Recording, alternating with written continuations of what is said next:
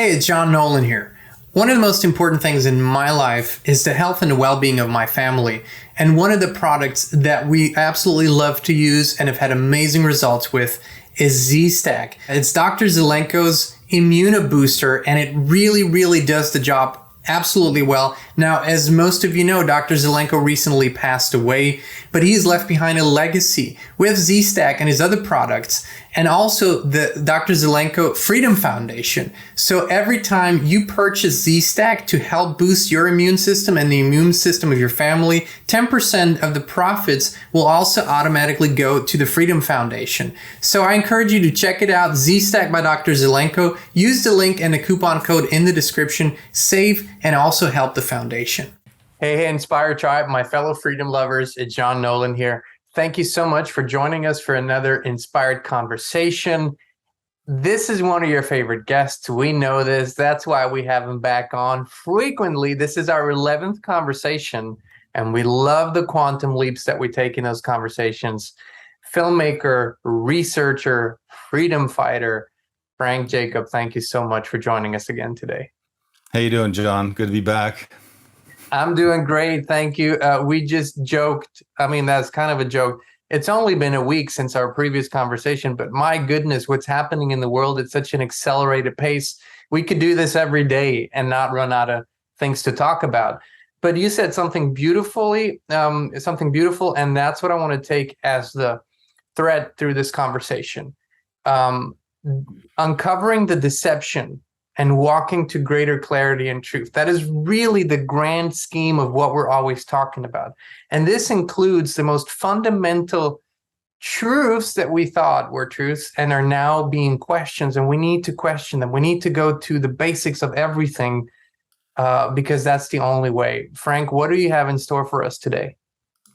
Well, we touched on a lot of interesting topics last time, and I had the feeling we never really finished off all of the concepts that pertain to the theme of a cosmically supported awakening process, the idea that the magnetosphere is changing and it has a relationship to our consciousness, and that it leads us to the ideology of the split between whether we believe that we are special in the universe, that we are kind of chosen, we've been created by a creator, or whether we are really just random rocks and atoms that happen to collide in one of those trillions or infinity-based kind of universe models that are put out there by the atheistic view of science, and where it's leading us. Because I think we're in times right now where, as you can say, a lot of stuff is going on, and it's a lot of people are kind of despairing in a lot of ways too, because it's like there's such a flood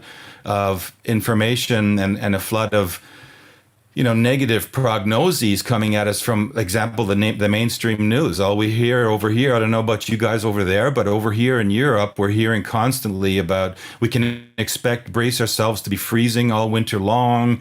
Then there's been cryptic, weird messages appearing by a German politician saying, look out for September 24th, even without any context. It's hard to kind of place your finger on it, but a lot of people can go into an apocalyptic kind of mindset. And these are apocalyptic times. And I think that the radiation coming out of the center of the galaxy is stimulating it in every direction, as well as for the positive as for the negative, you might say. I think it's a time where no stone will be left unturned. And it is also our duty to bring our light every day to this, because this uncovering is so necessary, or we will continue to kind of run around with a blindfold through this, through the history of the future, which I don't believe is good or positive. So that's why we want to rip off the blindfold. No matter what we see, no matter what truths we discover, it can only be this way. And I think our intention is always to show what positive that brings and how we are really ultimately in control of the future by our visions, by what we envision, and by what we put our energy into and what our intentions are. One of the things that we just briefly discussed and that we want to talk about today is with looking at the Earth's magnetosphere, with looking what is happening, what abilities it actually uncovers when the magnetosphere decreases. you also go into a bigger question, namely, what is the Earth exactly? Where is it in relation to everything else? And does science, whether on purpose or through programming, has it all wrong? Yeah, and I think one of the other things that is important is to look at the actual information about what's going on without a filter on it. And that's, I think that's one of the reasons that we looked at the pole shift stuff, because this stuff is going on. I can throw that up. You can remember this diagram, showing us that how things are moving from the 1800s right up to now, and that it's increasing to the point where here, this last little stretch of 36 miles could be hitting us as soon as in 7 months, 6 or 7 months. We could be looking at some cataclysmic events. And it has to do with the fact that the magnetosphere is getting weaker and weaker and weaker, right? So what does that mean? It means our psychic abilities are improving, are increasing. These are all science tests that were done. I don't know how many were done in the States, but I know for a fact through some of the sources I have over here that in Russia, they did a lot of work on that. The Kozyrov mirrors, for example, where they put astronauts into space, like simulated space, because it has to do with when you're in a place where you're disconnected from the Earth's magnetosphere, then you begin to have hallucinatory experience. And we showed a little bit in the last time around these graphs, the correlation between the magnetosphere activity and the actual hallucinatory activity of the brain, which I like to translate not into hallucinations, but visionary experiences. So people are having, more visionary experiences when the magnetosphere decreases. And another interesting thing that we should mention is that when the Earth's magnetosphere decays and decreases, there is one organ in our body which generates its own magnetosphere as well. And that is another one of these interesting coincidences, right? The heart. The heart generates a magnetosphere that extends up to 2 to 4 meters outside of our body in a radius. And that means that our new center, our new compass, our new magnetic compass actually is our heart. And our heart has a brain. And the brain of the heart, which a lot of people don't realize it has its own little brain, and it communicates with our other brain. So they come into direct relationship. And then, of course, the other thing that was happening, which we talked about, which I'll show again real quick, is this diagram here showing us how out of the galactic center right now, we're getting hit with these, all these different, radiation particles, X-rays, gamma rays, right? But another thing is coming at us is this frequency of 150 megahertz, which is that particular frequency which resonates with our human DNA. Meaning there seems to be, like, if we look at the cosmos as a living being, as an organism that's all connected, then the fact that there's this sudden increase of this 150 megahertz frequency, which is bypassing space-time, which is traveling faster than the speed of light on a scalar level, it's hitting us almost instantaneously from the center. So we're directly in resonance with whatever is the universe is going through itself. It's evolving on its own level. And part of the particles coming out also are positrons. And we touched a little bit on that before too. What are positrons? Positrons are like, there's matter and there's antimatter, right? And antimatter is basically the positron. Matter is the electron. And even CERN did an experiment, which they actually, showed that when matter and antimatter collide, they cancel each other out. So in a way, it's like karma, you could say, or consciousness connected to, positrons and electrons on the physical extent is being affected and canceled out. So what does that mean? It's like karma. So I have this cool quote by Barbara Hand Clough, which says, our karmic cleansing accelerates when the positrons, antimatter to the electron, in our body are released and collide with their corresponding electron twins. Yeah, cool. And then the other thing is these twins are drawn to us all from all over the universe. In the beginning, we're overwhelmed by the amount of data, of forgotten information, because they're very numerous,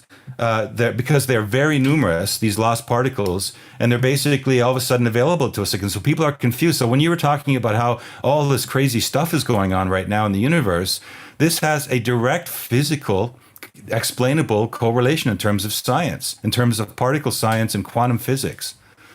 See, I might even take this to the next level and say that perhaps we are the source of this correspondence, and our consciousness shift actually creates all these shifts in the universe that come back reflected to us. And this is, of course, this plays to the geocentric model. It plays to the extraordinary place that we are in and the extraordinary beings that we are. That plays right into this picture, which is what my belief is actually, that our consciousness evolution literally causes these things that reflect back to us. It's just a different perspective, right? But ultimately, the effect is the same. What would change if we looked at the Earth as the center of the universe versus the current model, which is a heliocentric model, and very much this has disregard for any higher being, a higher power, a creator. It is all, like you say, just accidental and planless, designless. Okay, I mean, the most obvious thing that would change if the geocentric model was relooked at, or if science decided to revisit that model, it would mean that all of science, as we know it, would have to be rewritten. That's a simple answer. It reminds me of a story. Real quick, I wanted to throw this in because I think it's important to understand. Even if we had all the hardcore proof, there's a great resistance, and I never thought that the resistance is actually as simple as this. But Greg Braden, who's a researcher that connects spirituality and science, came on, and he shared the story about a conversation he had with a colleague, a university professor that teaches human evolution and bases everything on Darwinism. And Greg talks to him and says, "Listen, buddy, we now can prove that about 200,000 years ago there was a genetic manipulation of the human species. We haven't really changed since, but something almost instantaneously happened back then. This totally destroys the Darwin evolution theory." And the guy looked at all the data and said, "Well, yeah, you might very well be right, and that's all good and well, but my curriculum, all my notes, all my books, everything I taught 30 years is based on Darwinism. We can't just change that." And Greg said, he looked at him kind of bewildered and said, "What do you mean? So you're going to continue to teach something that you now know not to be factual just because you're used to it?" And basically, he said it kind of destroyed their friendship too. But do you think that aside from conscious manipulation, right, those who know and want us to believe this, do you think there's this sort of ignorance and sort of laziness that keeps people who could help bring change about in that loop? Well, okay, this comes down to one of the most foundational arguments behind why society is structured the way it is in this day and age. Because we are now we're learning so many things about science that are not in terms of just science alone. We're learning that there's called a consensus science. And a consensus science is that form of science where somebody says, "I have some deep pockets. I need this experiment to say this," and then the science, will produce that experiment because they will receive the funding to produce that result.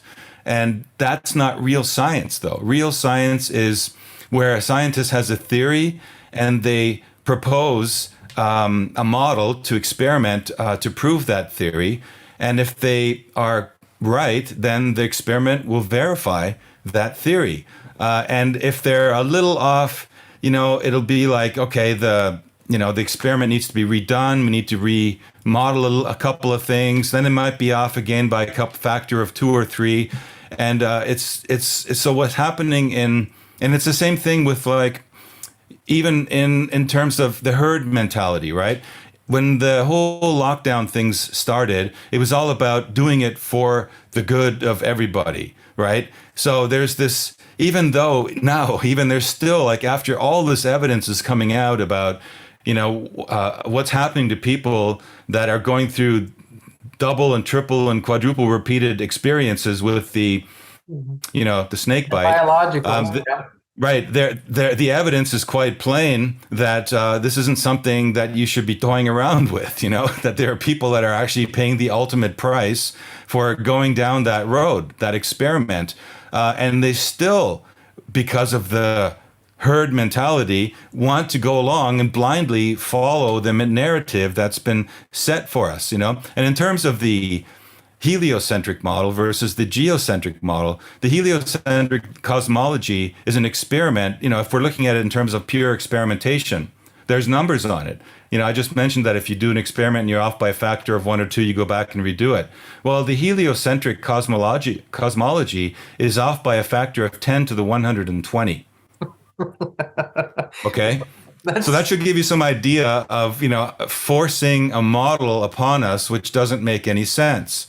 And if you look at it closer and closer, and there's, many, for even the idea that one of the things you hear a lot about from the people that are into the flat Earth theory is that they can't believe that the Earth is traveling through the universe at X thousands of miles per second. And if that was the case, we'd all be flying off the surface of the planet, right? Well, the geocentric model seems to indicate that the Earth isn't moving. It's actually sitting at the center of the universe, right? And I bet a lot of people don't know that Einstein said this: "I've come to believe that the motion of the Earth cannot be detected by any optical experiment."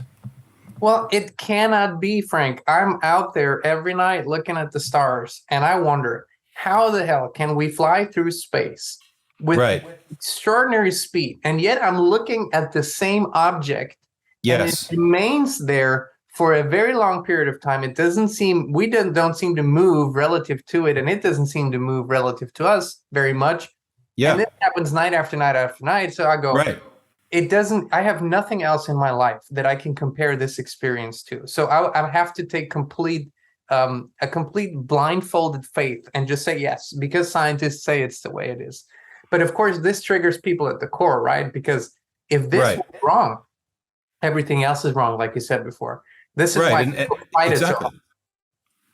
Yeah, and if we are like at the center of the universe, then and it's all, and they want to explore the idea of the expanding universe. Those who are still diehard to explore the Big Bang theory, because that's kind of the foundation behind the heliocentric model. Is there was a Big Bang, and the geocentric model says there never was a Big Bang.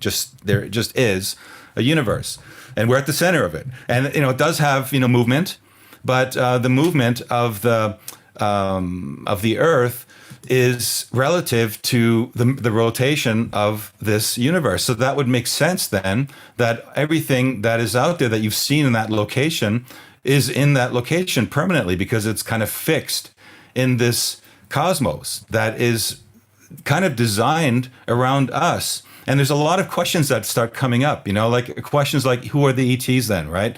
If we're special, then where do they come from, right? Are they from another area, not the center? Are they not as special as we are? Or do they come from other dimensions?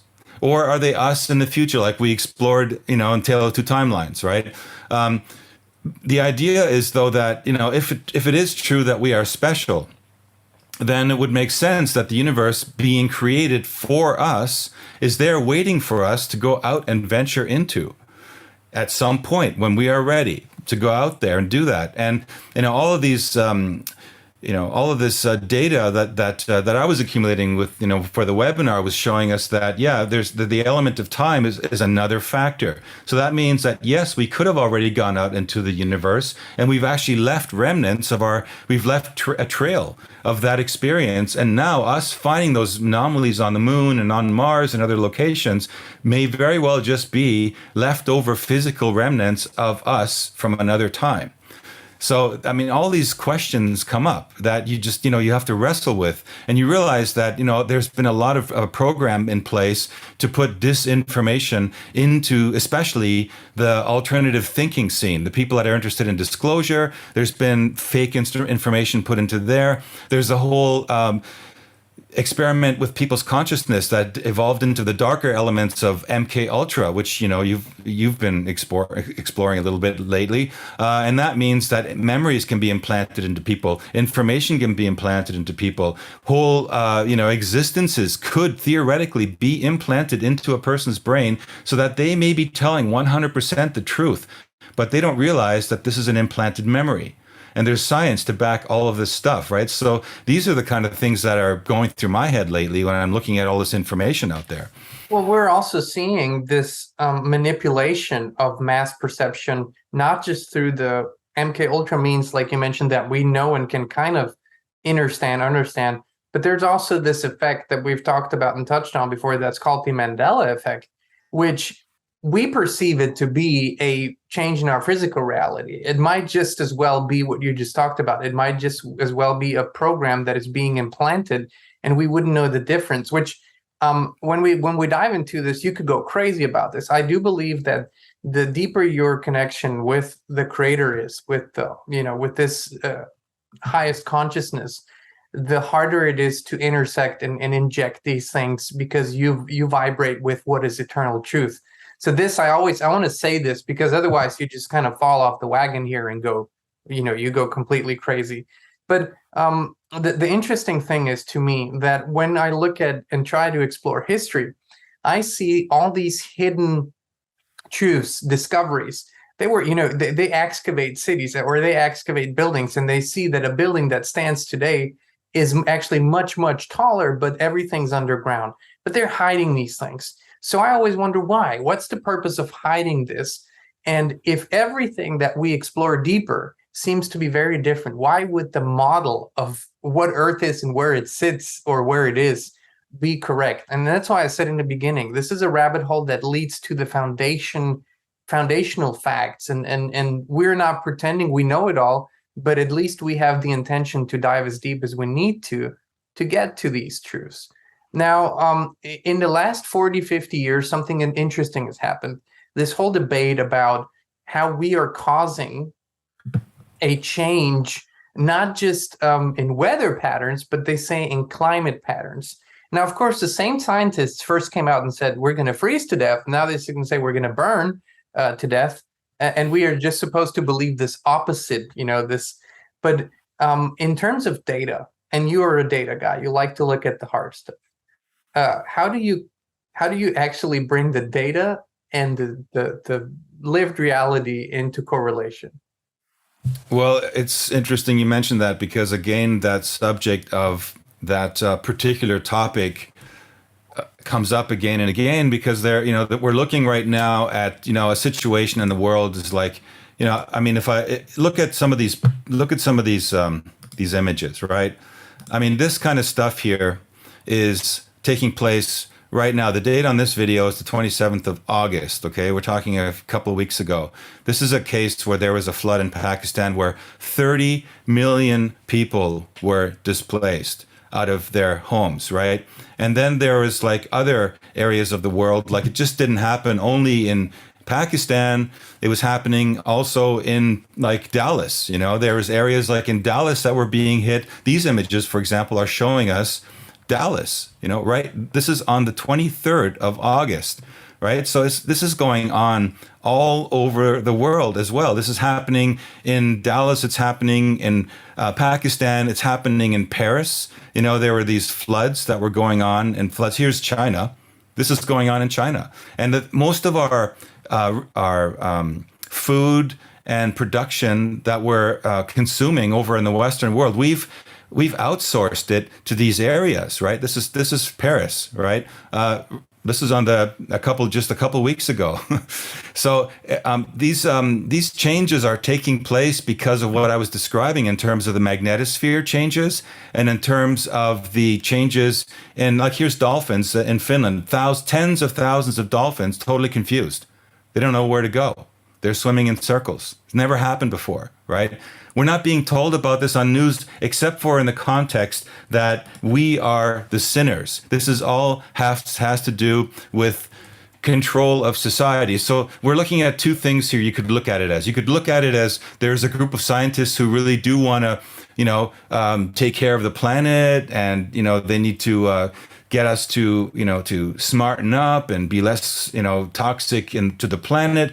And you could look at it as there is a group of controllers that are using these events to manipulate consciousness toward their agenda. And that we're seeing more and more that if you look at conspiracies, if you're a conspiracy analyst, which I prefer to the word conspiracy theorist, then you see that there has been concerted groups of people that have throughout history banded together and used their, in most cases, financial power to dominate and steer their hegemony worldwide. And one of those things that they were doing it with now in our modern time is climate change. Like this is here what we get thrown at a lot of times at our faces, right? This is the Intergovernmental Panel on Climate Change, right? Their scenario showing us the hockey puck, right? And you see here the black, if we do nothing, oh my God, we're going to go up 5 degrees, right? And red is, if we continue with the current policies, and yellow is the country's current pledges when they follow through on their pledges to cut emissions, and then blue is like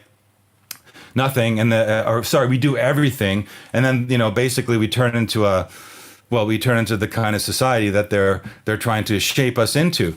And you would think at first glance when you look at that curve that, damn, it's pretty radical, right? But here's the perspective, right?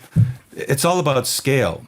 And let's look at the difference between, on the left here, this is that hockey puck, right? It's about 140 years from 1880s onward. And yeah, damn, it looks like we're really shooting up. But right next to it over here on the right is a scale that shows us 2,000 years of climate temperature relationship. And we are right over here, which means that in the medieval period, this line right here represents the temperatures in that period, right? This is before Industrial Revolution. Here's where the Vikings first settled on Greenland. They only could settle on Greenland. Why? Because the temperatures were mild. And then the temperatures began to decrease, right? And eventually they bailed. Like here's where they bailed. And then we went into a little ice age.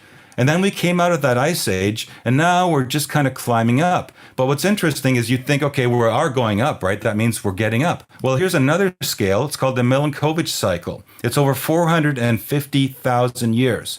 And you can recognize that scale again, right? So, and this is even acknowledged by NASA, okay? There's a link down there if you want to go check out the source if you don't believe me. I try to source everything so you guys can check it out. But here, this diagram also shows us that carbon didn't drive the temperature change, but that actually the temperature changed first, and that released carbon into the atmosphere. And so basically, when the average temperature is -1 degrees, CO2 is released. And so in the last 12 to 15,000 years, we've been hovering in that sweet zone where more carbon dioxide is released.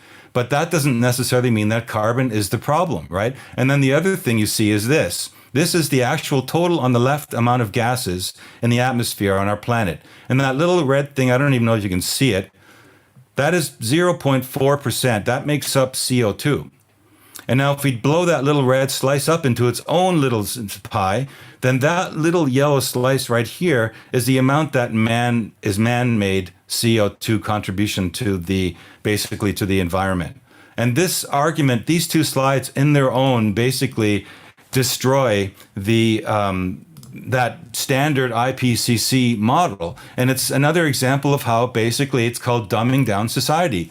They don't show us these facts. So they just show us these horrible pictures of these global catastrophes. And then they show us the hockey puck, the hockey stick, and they tell us, this is you've done this. You are the sinners. And the only way to fix this is for you to pay carbon taxes and pay millions and trillions and whatever amounts of money. I mean, everywhere, every day, we're looking at the news, we're getting these messages thrown at us, and they're telling us the next lockdown, if they can't pull off another pandemic, it'll be the climate lockdown. It'll be the lockdown because we are consuming too much energy, right? I honestly, I came out probably 2 years ago and I said, what is going to happen is they're going to say, oh, here are the current CO2 levels and we're in the red zone, so everybody needs to stay home and, only one day. The interesting fact about this is, and you could so easily pull the curtain down on this one, is it's always the guys with the private jets that fly their private jets, hundreds of them, thousands of them, to a meeting in Davos. And then they get all together, and then they they put out the narrative, right? It's always the guys with the private jets. I mean, just saying. And of course, what we are not saying, Frank, is that we don't need to change our ways. I mean, we have been destroying the mother, and we have been relentless in that.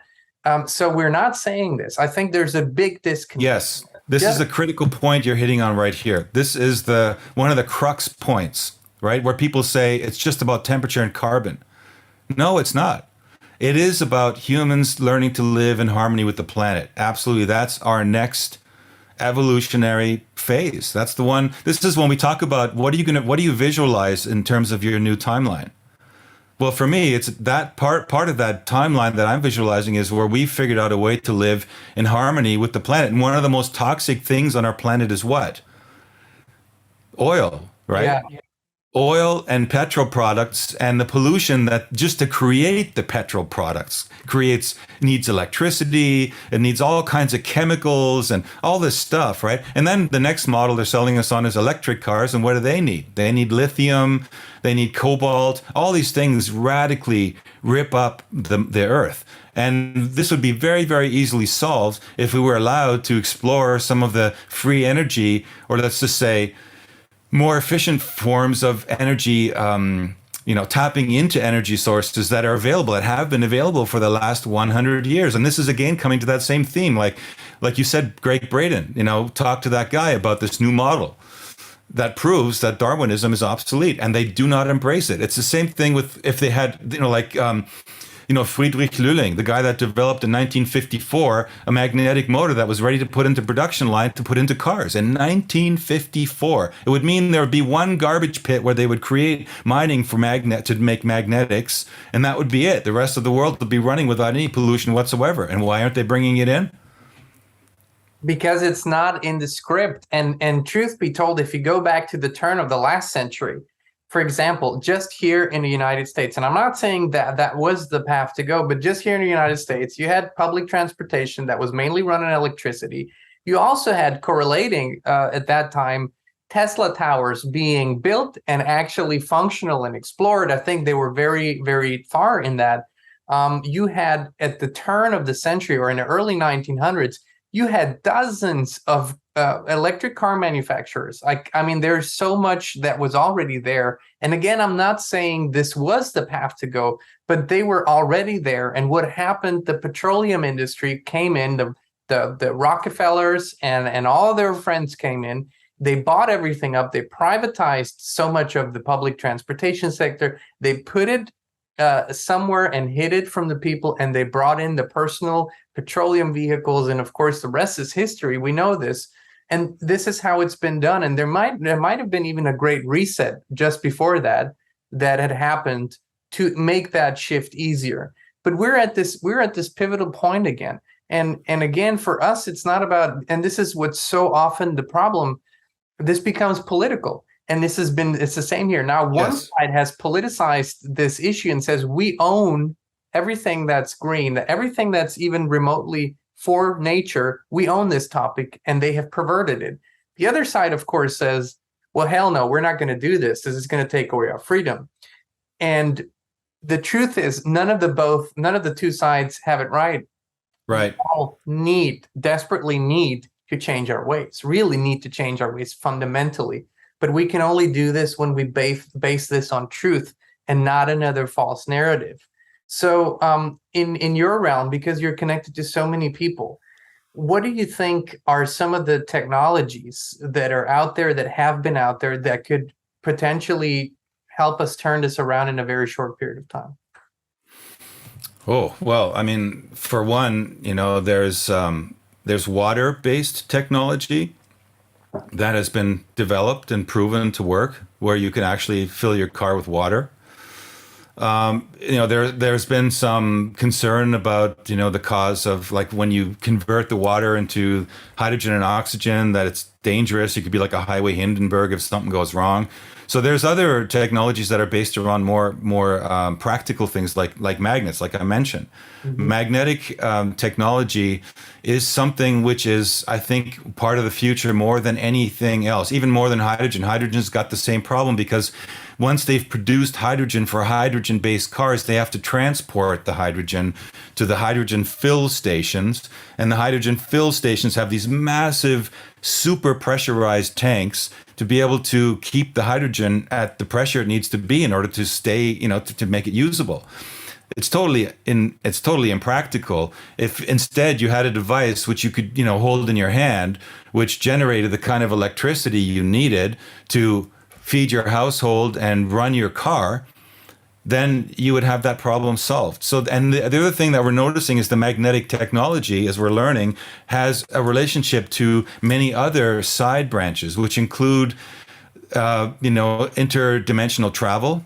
For example, when in Germany they did a lot of experimentation with reverse traveling magnetic fields. They would take a magnetic field and move it one direction and bring another one close to it, moving in the other direction. And they would let them rotate very, very fast. And what would happen is they would change space and time. And a lot of this had to do with Die Glocke, for example, was one of those experiments that they stumbled on this stuff going back to Schauberger, because Schauberger would watch water and he saw how water used this kind of force to levitate rocks and things like that. So there's all these kind of technologies are basically they've been there. Tesla found out a way to tap into the magnetosphere using scalar waves and scalar technology. And he had a car in 1931 without a motor. It just had a little box.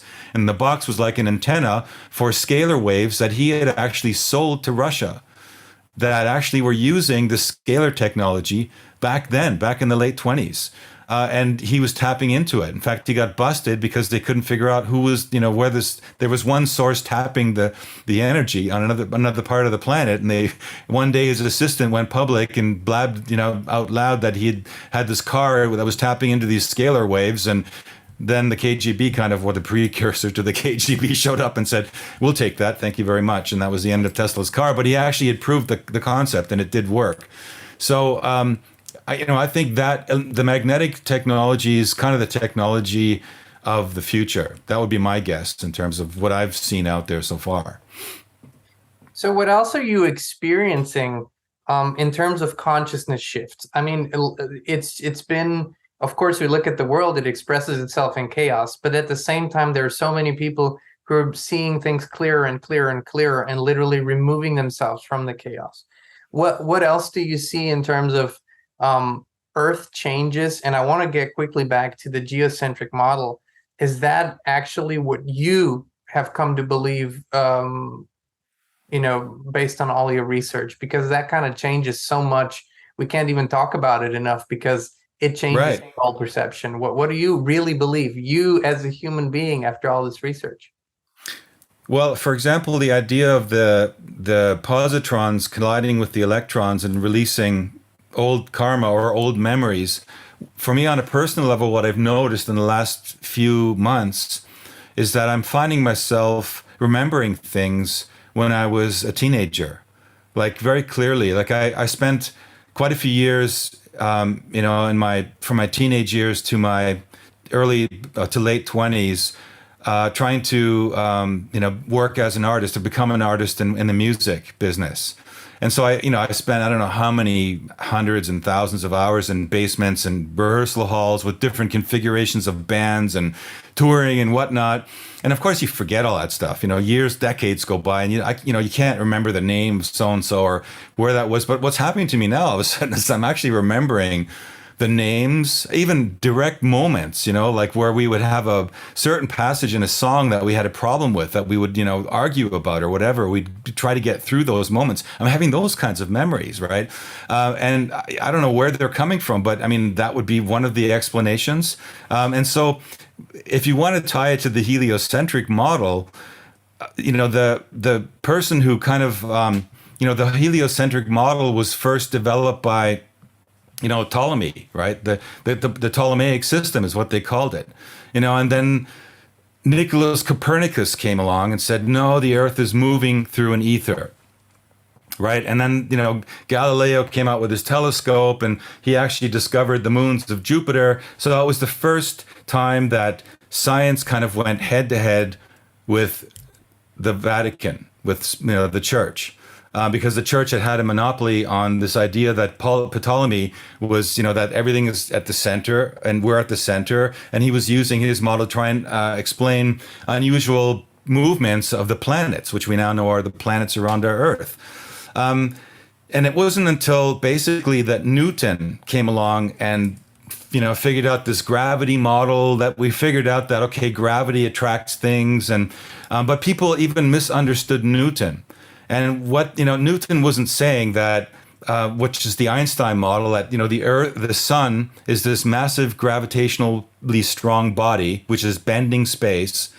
And that the Earth is being attracted to it via gravity and is rolling around it, and that the sun isn't affected, that just the Earth is being moved. But what Newton's model actually said is that, no, it doesn't work that way. Neither the sun nor the Earth is moving around each other. There is a point between them, which is the actual focal point of this null point, gravity. And so the Earth and the sun are in a kind of dance. And, so that means that, if we were to entertain the idea that we are at the center of the universe, then Ernst Mach's model, I'll show you a picture of what he came up with. He came up with something called, relative motion based on Newton. And he said that if it's true that the Earth is at the center, it would explain something that is acknowledged in science, is that the Earth isn't round. The Earth is in an oblation shape, right? It is being stretched. And, if we want to hold to the idea of whatever gravity is, we don't even really understand it very well, then, Ernst Mach's model actually is very interesting. And it was Mach that proposed that it was regardless of whether the Earth was moving through space or rotating around the sun or fixed at the center, the math works out for both models. Yeah. So, what you could be saying here with this, what the meaning of all this is that Newton or Copernicus is coming back to haunt science, and that our new models are proving that this model needs to be revisited. Like, for example, they found through something called the Sloan Digital Sky Survey satellite, they sent this out and they photographed basically all of the universe and all of the galaxies right to the edge of what they could measure. And if you look at this diagram here, what's really strange, and they can't explain this. Okay, this is the 2D version of it, but this is the Earth at the center. And what they found, strangely enough, is that these lines here are spaced at intervals of 250 million light years. And for some weird reason, all of the galaxies tend to arrange themselves along these spirals. And if you turn it to a 3D model on the right-hand side, you would see that essentially everything lines up as if the Earth is right in the center, and there's this radiation going out from our point of the universe. Yeah? And the next one kind of like we are the heart of it. We're at the heart of it right here. Maybe it's not just the Earth. Maybe it's our whole solar system. Maybe it's this entanglement between the sun and the Earth, right?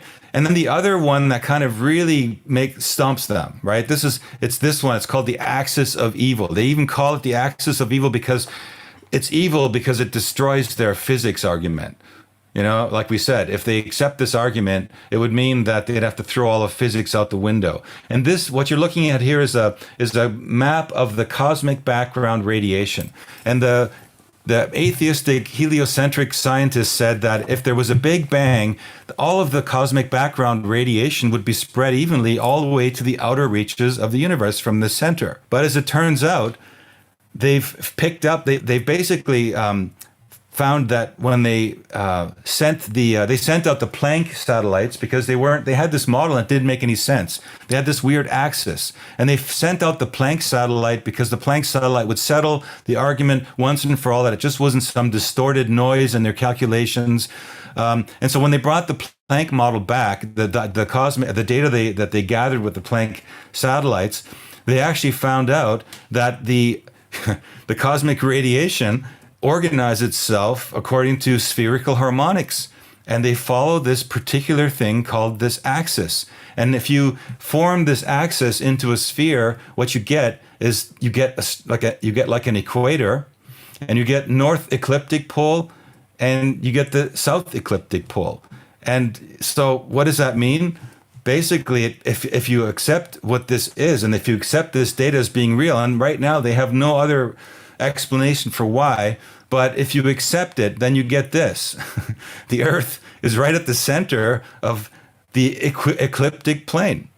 And even Lawrence Krauss, who's like one of the absolute, diehard heliocentric scientists, absolute atheist, he says, he's quoted as saying, when you look at the CMB map, which is that background radiation map I just showed you, you also see that the structure that is observed is, in fact, in a weird way, correlated to the plane of the Earth around the sun. Is this Copernicus coming back to haunt us? That's crazy. We're looking out at the whole universe, right? And that's just some of the science that's been coming in that seems to indicate, and there's other points. I mean, there's a whole data set. There's like the redshift. It's another thing. They look out at the edge of the universe and all the galaxies turn into red, which means that the wavelength of the light is changing. It's becoming, so that it seems to indicate the universe is stretching out. And the only way you would perceive the red shift is if you were sitting right in the middle and every direction you looked, you saw the red shift. And that, guess what? That's exactly what seems to be the case.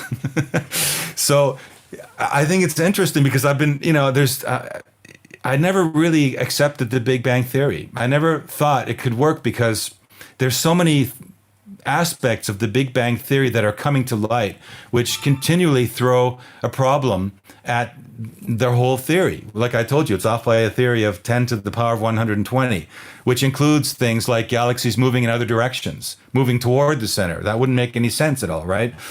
Which includes the idea of the actual galaxies are spinning not just, at a regular rate to keep the gravitational model intact, but they're actually spinning 100 times faster than they should be. And if the laws of gravitational, according to what they've solved up to now, were true, that would mean the galaxies would have to blow apart, but they don't. So what do? Well, they'll come up with some idea when they figured out there's something called black matter. It's this black goo that's holding everything together, and that's what makes it work. So the whole idea of dark matter was invented to accommodate for the idea that they can't explain why this is happening. And the only model that explains that, if you were to look at all these things and just accept it as the model that works, is the geocentric model. That would explain everything.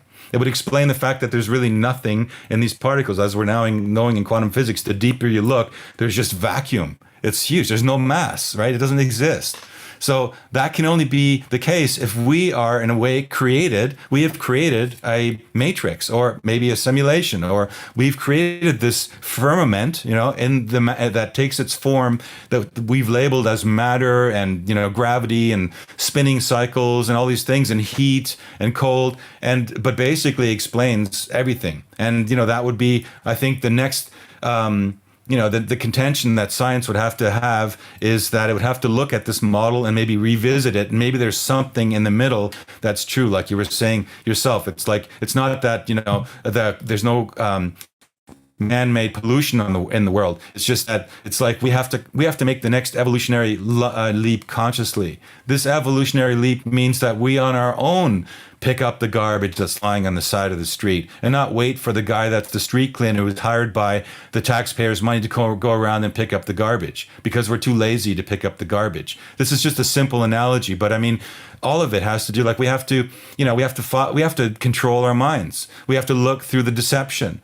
We have to, if somebody is telling us something that is negative or is attacking us, we have a choice on how we can react by controlling our mind, and we can turn that situation into something even more accelerated and even more accentuated in terms of arguments or angriness or whatever. Or we can turn around and say, okay, this is just an aspect of myself mirroring itself back at me, trying to tell me something. What is it trying to tell me? And the minute you start thinking it from that level, then you're actually separating yourself from just the ego, and you're making that quantum leap into that next dimensional thought, because that's the next dimension. So I think that's kind of what we're up against right now, and we're being supported by the cosmos. Exactly what you just said. It's literally, that's why consciousness and the evolution or the expansion of consciousness is being oppressed and tried to be controlled or diminished, simply because when you bring consciousness to any observation and problem, it begins to clarify and change.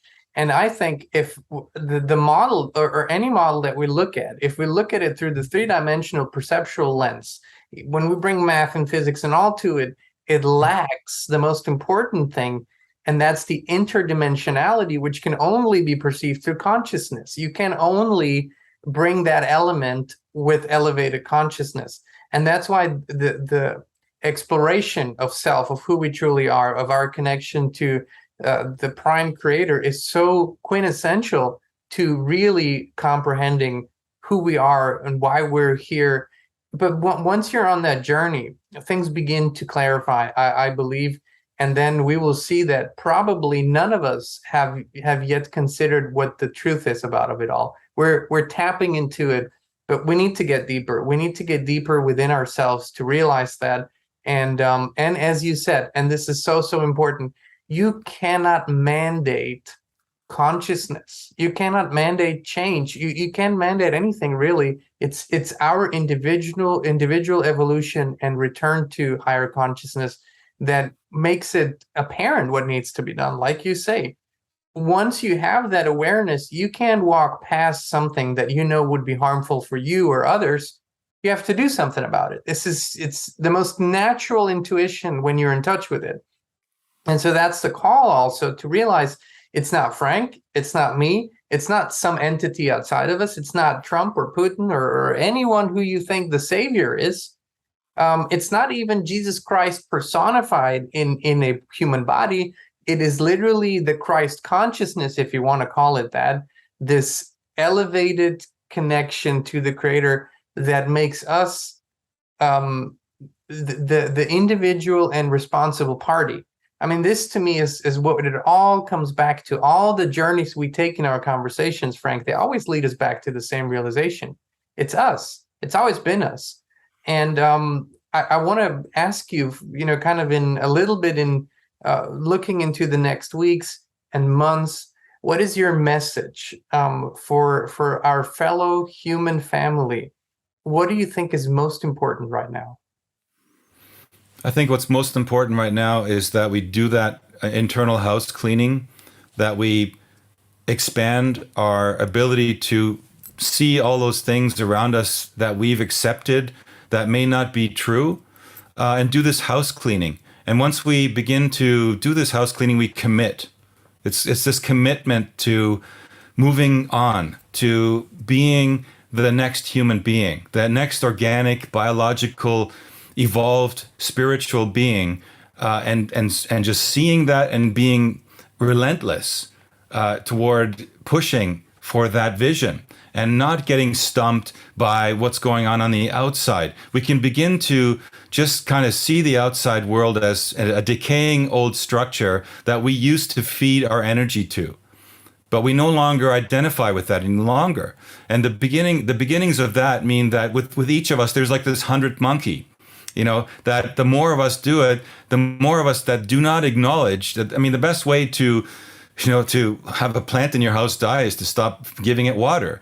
And it's the same thing with this timeline that's out there, that, this moving us toward this artificial world that we clearly do not want, because it's clearly based on egoism. It's clearly based on materialism. And if there's anything we've learned through all the spiritual teachings, through all the teachers, through all ages, is that materialism is really only the vehicle through which we move to reach a spiritual state of mind. And so this is what it's about. This is this commitment. It's about being, clear about it, identifying the negative stuff that's useless, dumping it, and looking for the solutions, and looking for people that are like-minded, communities maybe around us, or just, and actually what happens is that just by the sheer sake of doing it, you generate this synchronicity in the universe, and the universe begins to feed you those experiences, because, hey, if we are the universe, okay, then the universe wants to make that evolution just like we do. We are part of it, and if we can think of it, if we can visualize it, then it must exist. I love that vision. Frank, before we let you go today, you have created a beautiful webinar, a series that is called A Tale of Two Timelines. God knows how many thousands of people have watched it by now, but it literally puts it all out there. Both, how this all came about. You talk about the looking glass technology. You talk about all the things we touched on in the previous conversations. What is the quintessential reason for people to watch that? Well, actually, contained in that webinar really is the key to all of it that we've just been talking about. It covers all of these different perspectives. It covers the perspective of the interesting aspect, the history of the interaction between us and the ETs. It touches upon the looking. Obviously, it's based around the idea that there are aspects or there are certain elements of society or groups or factions in society which have the advantage over us by having access to looking glass technology. But that we can actually, through our vision, alter the course of the future. And that's something that comes out in the webinar, and it's explained exactly in terms of science, also in terms of this what's going on around us in the universe. This is a form of science which has been ignored for many decades because the idea of cataclysm science it just kind of died essentially because it was debunked because one of the prime authors of some of the most potent material was essentially taken. It went top secret, published a fake book, and that book became the standard by which that whole science was debunked. So the webinar goes back and it finds those elements in our history which are tied to us being on a certain timeline that we're on now. And it helps you deconstruct the lies, and it helps you see that we have the support from the universe, and that we as future humans even came back in time to give us those messages so that we could profit from them, and that we could avert what's coming, what's right in front of us. And there's definitely something right before us. Nobody knows what form that's going to take. But we just need to remember that no matter what happens, we are conscious spirits and we can affect the universe as much as the universe is affecting us. And that's all kind of encompassed in it. A tale of two timelines. One of the many abilities that I appreciate so much about Frank is to connect dots that were previously unconnected and show a picture that is coherent and actually how it all belongs together. So I encourage you all, check it out. We put the link in the description, A Tale of Two Timelines by Frank Jacob. And so many people have reached out to us just telling us how much they loved it and how much they have benefited from the knowledge and the wisdom expressed. So Frank, thank you again for another Quantum Leap conversation. I always enjoy these so much, and that we will continue this. And also, every now and then, really check in, how does the world reflect that? Even the chaos has very much beauty to reveal when we look at it from the right angle with the right context and perspective. So thank you. Right. Thank you once again. I love these conversations, and Inspire Tribe, thank you so much for tuning in, and we'll be with you again very, very soon.